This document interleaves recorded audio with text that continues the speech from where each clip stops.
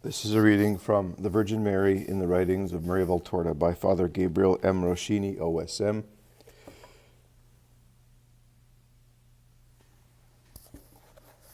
Mary associated with Jesus during the second year of his public ministry.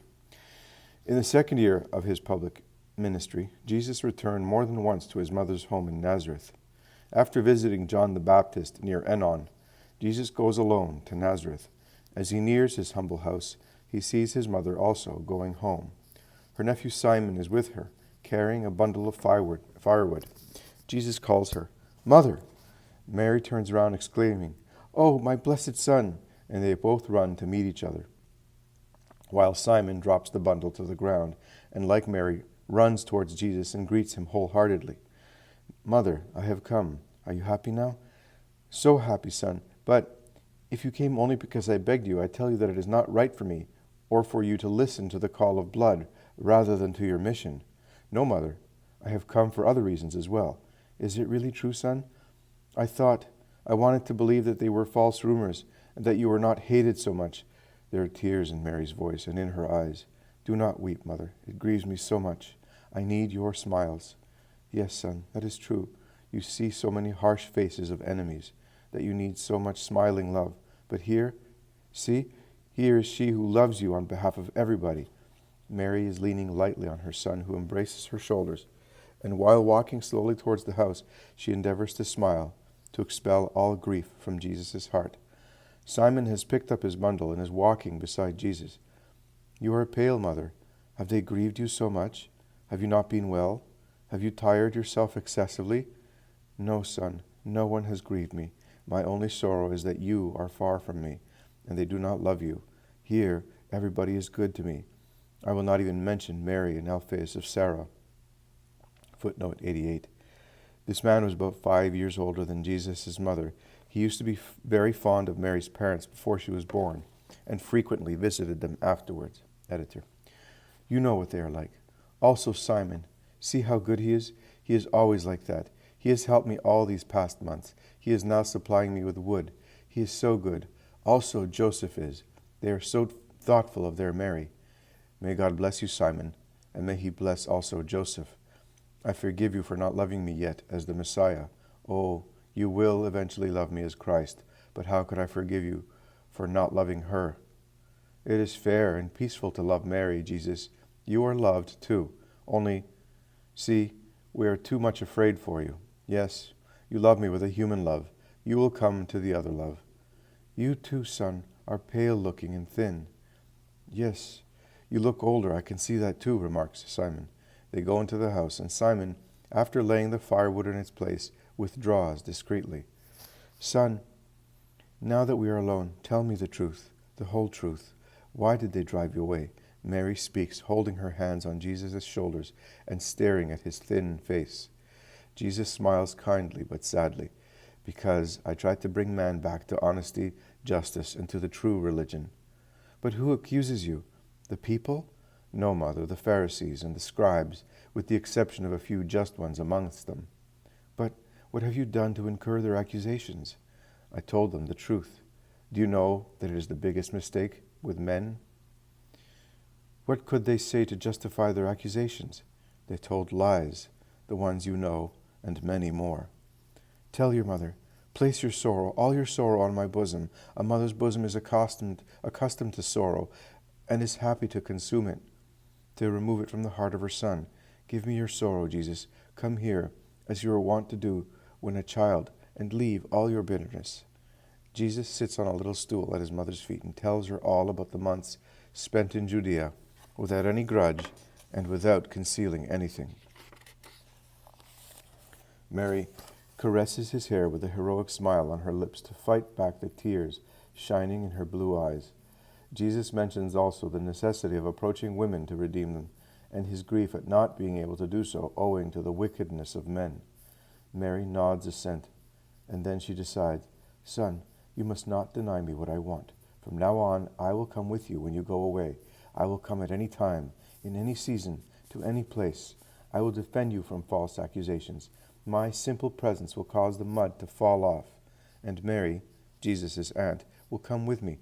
She is so anxious to. That is what is needed near the Holy One, against the demon and against the world, a mother's heart. Poema 3, 47 to 49. Shortly afterwards, Jesus left Nazareth with his cousins. He went to Cana and entered Susanna's house. She was the bride at the wedding in Cana. She is now ill. Susanna's husband asks Jesus to heal her. Jesus consents, on the condition, however, that she follow him as a disciple. You are suffering agonies because of your wife. But if I restored her to health, and I got her to become my disciple forever, what would you say? That you are entitled to do it, and that I will imitate Abraham in his readiness to the sacrifice. You are right. Listen, everybody. The time of my sacrifice is approaching. Like a course of water, it is running fast and incessantly to the sea. I must accomplish what I have to do, and human harshness precludes so much of the field of my mission. My mother and Mary of Alphaeus will come with me when I go away amongst people that do not love me yet, or will never love me. My wisdom knows that women will be able to help the Master in those precluded fields. Ibid, pages 51 to 52. Jesus then received Susanna among the women following him. Immediately after this, he added Salome to their numbers, with her husband Zebedee's consent. Salome was James and John's mother. From there, Jesus went to Nazareth, where he consecrated Annalea to God. She was a 16-year-old girl and became the first Christian virgin. Ibid, pages 72 to 77. During his second Paschal pilgrimage, in the second year of his public ministry, Jesus met his mother at Lazarus' home in Bethany. They kiss each other, and in Mary's kiss there is the anguish of a mother who has been afraid for a long time, and now that the terror which had seized her is dissolving, she feels the tiredness of the effort she made, and evaluates the risk he has run. Ibid 380. Jesus comforted her, and they had an intimate conversation, loving each other and resting in each other's love. Ibid 388. The Blessed Virgin accompanied Jesus and the apostles on a pilgrimage to the Nativity cave in Bethlehem. She told them of the infinitely simple and infinitely great birth of her Son. Poema 3, page 465. Mary accompanied them to Bethsur, where she stayed for some time at Eliza's, her former companion in the temple, who was now ill. Ibid 472 ff. She then went to Judas's house in Kerioth. Ibid 519. Returning afterwards to Bethsur, from there she went to Bether with Eliza, who began to follow Christ. Ibid, pages 593 to 595. Back in Nazareth, she welcomed Mary of Magdala, who had repented by now. Mary of Magdala requested something from the Blessed Virgin. Teach me what I must do to belong to Jesus. Poema, volume 4, page 694. The Virgin Mary instructed her and brought her to Capernaum to meet Jesus and his disciples. Martha joined them at this point, and the group traveled to Bethsaida, Magdala, Tiberias, Cana, and Nazareth. Mary again set off, this time to Bethlehem of Galilee and Caesarea. She then returned to Nazareth, as they went through towns where Mary of Magdala had previously caused scandals. Christ's enemies, seeing her in his group, made fun of Jesus and criticized him relentlessly. This distressed Jesus' holy mother. She did not hesitate to say, I feel as if my heart were wrapped in burning thorns, and every time I breathe I am pierced by them. But he must not know. I strive to appear serene in order to support him by my serenity. If his mother does not console him, where is my Jesus going to find comfort? Ibid, page 718. Mary followed Jesus and his disciples to Jerusalem for the Feast of Tabernacles. Hearing of traps set up for her son, Mary weeps. Jesus says to her, It is for the love of mankind. Let us drink our chalice with good will. Is that right? Mary stifles her tears and replies, Yes. A tortured, heart-rending yes. Ibid 1036. After spending a few days in Bethany, Jesus and Mary went to Jericho with some of the apostles and some women disciples. Later, having crossed the Jordan River, they pushed on to Gerasha, that is, where, after Jesus preached, an anonymous woman admired him and proclaimed his mother blessed. Poema 4, pages 1082 to 83. Some time later, when Jesus and his mother were by themselves, they took turns exclaiming, How much hatred, son! How much love! How much bitterness, my dear Jesus! How much sweetness! How much incomprehension, my son! How much comprehension, mother! Oh, my darling, my dear son, mother, joy of God and mine, mother. Ibid 1108. Jesus and Mary parted on the following day. Mary returned to Nazareth with Peter and the women disciples. Ibid 1120 f. Mary associated with Jesus during the 3rd year of his public ministry. Early in the 3rd year of his public ministry, Jesus returned to Nazareth with both of his cousins and Peter and Thomas. Thomas thought that it was such a great joy to be with Jesus' mother that he could not find adequate words. Poema 5, page 180. After spending a day with his mother, Jesus left with his disciples for Tiberias and Capernaum. When spring had come, Jesus again came to his mother's home in Nazareth. This time he brought Manaen. Footnote 89. Manaen, King Herod's foster brother, eventually became a very active disciple. See the book of Acts, chapter 13, verse 1, editor. The apostles, a few disciples, and a few women, about 40 people in all. On this occasion he gave a marvelous speech about his mother. Poema 5, pages 268 to 273. Footnote 90. See page 34, publisher, Colby's. Later on, Jesus was on his way to Jerusalem with the apostles, while the Blessed Virgin was already in Bethany. Now, Mary of Magdala learned from a Herodian that there was a plot against the Master. Immediately she set off to warn Jesus. Jesus retraced his steps in the direction of Cana, instructing the Magdalene to come there with his virgin mother. He met his mother, however, long before arriving in Cana. She had come by cart with the pious women disciples. Jesus' mother, in tears, could not help but exclaim, "How everybody hates you, son! But you can see that the Father sees to everything." Jesus replies, "So do not weep. I defy all the hatred of the world bravely, but one tear of yours depresses me." Poema 5, page 404. Reassured by Manaen, Jesus decides to return to Jerusalem for the Paschal feasts.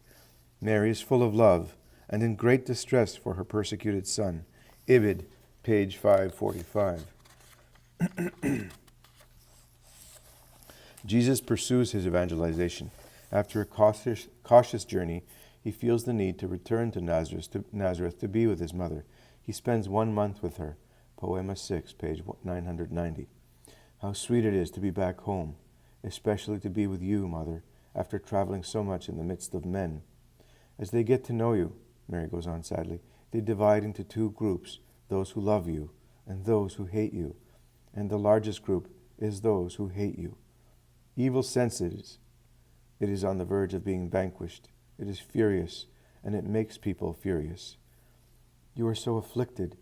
I understand, and I would like to do so much for you. You are doing a great deal, mother. I thank you for all you are doing. Oh, I'm not much help, my son. Jesus disagrees, saying, Mother, don't speak like this. My strength comes from your prayers. My spirit finds rest when I think about you. Right now my heart is comforted, because I'm resting my head on your blessed heart. Dear mother. They pause, filled with love for one another. Ibid, page 947 to 948. During his stay in Nazareth, Jesus spoke to his disciples in the Virgin Mary's presence. He made a very clear allusion to his dishonorable death. Since this passage follows immediately the one quoted on page 93, it would be good to reread it before continuing. What else, dear Mary? Mary of Alphaeus asks. Jesus is overcoming. He is performing wonders. The crowds following him are getting bigger and bigger, right? Mary's hands are still folded on her bosom as in prayer. She is staring into space with her head held high. She answers every question with yes. She's neither anxious nor happy. She has peacefully accepted things the way they are. Well then, what else is driving a sword into your heart? Oh, everything. And you remain that calm, that serene? Ever since you came here as a young bride, you have always been like that. That was 33 years ago. It feels like it was yesterday. How can you? I'd be going crazy. I don't know what I'd do. No, it's impossible for a mother to know that and stay calm. Though I am a mother above all, I am God's daughter and handmaid. Where do I find peace of mind? in doing God's will. My serenity in doing God's will. If I had to do a man's will, I might be uneasy. Even the wisest man can make mistakes when he imposes his will. Not so with God. If he wanted me to be the mother of his Christ, how could I think it is cruel and lose my serenity? When I think about what redemption will mean for him and for me, yes, for me too, am I to become flustered? Am I to worry how I shall overcome that terrible, dreadful hour? Mary has an involuntary start, as though she had a fit of shivering. She clasps her hands as if to prevent them from shaking, as if to pray more ardently. Her face turns even more ashen, and she lowers her eyelids over her sky-blue eyes, fluttering them with anguish. She sighs, filled with anxiety. She manages to control her voice, going on to say, "The one who has imposed his will on me, the one I serve lovingly and trustingly, he will help me when that hour comes." "Yes, Mother," Jesus replies, "love will help us, and we will help one another in love. We shall redeem with love." Mary says, "With love and suffering, yes, together." No one speaks. The apostles and the women disciples, sitting around the two main protagonists of the future tragedy of Golgotha, look like statues deep in thought. Aurea, footnote 91, a young pagan girl delivered from slavery and converted to Christ. Aurea is petrified on her stool, yet she is the first one to regain her senses. Sliding down on her knees, she lands just beside Mary. She hugs Mary's knees and leans her head on them, saying, "All that for me, too. Do I ever cost you both a lot? Do I ever love you both for what I'm going to cost you? Oh, Mother of my God, bless me so I won't cost both of you all that for nothing." "Yes, daughter," the Blessed Virgin replies. "Don't worry. God will help you, too, if you always accept his will." Poema 6, page 967 to 968. During their stay in Nazareth, Jesus and Mary have an intimate discussion. They talk about their relatives, especially Joseph of Alphaeus. He is the eldest of Jesus' 4 cousins, Saint Joseph's nephews. He is always stubborn and authoritarian. He is as obstinate in his ideas as his father was. Ibid 970. Jesus says to Mary, "Mother, I want you to be with me in Capernaum for a while. Then you come back here while I go north near Syrophoenicia. I will see you on my way down to Judea." The stubborn sheep of Israel. Ibid, page 971. The Virgin Mary's words to Aurea, who eagerly wished to stay with her, are noteworthy. "Daughter, you can't have everything. See, I'm not staying with my Jesus either. I have given him to all of you, and I stay by myself, far from him, while he goes all over Palestine to preach, heal, and save young girls." "That's true," Aurea replies. Mary goes on, "If I had wanted Jesus all to myself, you couldn't have been saved, Aurea. If I had wanted him all to myself, no one's soul would be saved. Think how great my sacrifice is. I give a son to all of you. He will be immolated for your souls. Besides, you and I will always be united, because the women disciples are, and will always be, united around Christ. We will be a great family, united in our love for him." "That's true." Ibid, page 983 to 984. Later on, Mary said, "I am the mother of all, and I must not limit my motherhood to one person alone. I'm not even possessive of Jesus. See how I let him go and don't hold him back? How I yearn to be with him. But he decided I should stay here until he tells me to come. So I stay. When he comes by, that makes me a happy mother. When I travel with him, that makes me a happy disciple. When I stay here by myself, it makes me a happy worshiper who does the Lord's will." Mary of Alphaeus says, "This Lord is your son, Mary." "Yes, but he is still my Lord." Poema 6, page 995. After spending 1 month in Nazareth, Jesus set out with his disciples for Bethlehem of Galilee, Tiberias, and Capernaum. He asked his mother to meet him in Capernaum, Ibid, page 1025, and to follow him to Magdala and other places, Ibid 1046 ff. A few words of Jesus to his mother sometimes conveyed a great deal of meaning. "Whenever I am back, the first few hours I spend with you renew my strength. Your sweetness makes me recover quickly from all the disagreeable, bitter cups I must drink in the world." Ibid 1171. There is an unforgettable encounter between Jesus and his mother in the wood of Matthias during winter. They seem a perfect couple. Jesus rests his head on his mother's knees. Jesus is like a sad, tired child who has recourse to the only woman who can comfort him. Mary caresses Jesus' hair and his smooth forehead. She acts as though she wanted to drive away all her son's weariness and sorrow. Poema 7, page 1331. They talk about the attempt to make him king, and his mother tells him her great desire to be with him all the time. I would rather be with you, even if it means getting muddy, get caught in the wind, sleep in the open, be persecuted, tired, with no roof over our heads, no fire, no bread. Though you often have to live like that, I would rather be with you than stay home. You and me and you. You would suffer less. I would suffer less. I could always shield you against the cold, against hard stones, and especially hard hearts. I would shield you with my love, my chest, my arms. Ibid, page 1335. Jesus informs her that he cannot take her with him for the time being. He must evangelize Judea and Samaria. That is why he advises her to prepare to meet him in the spring and to stay then in Jerusalem. In the meantime, he hopes to see her a few times. Jesus holds her close against his chest, and she cries on his heart. Poema 7, 1336. At last he leaves her and weeps.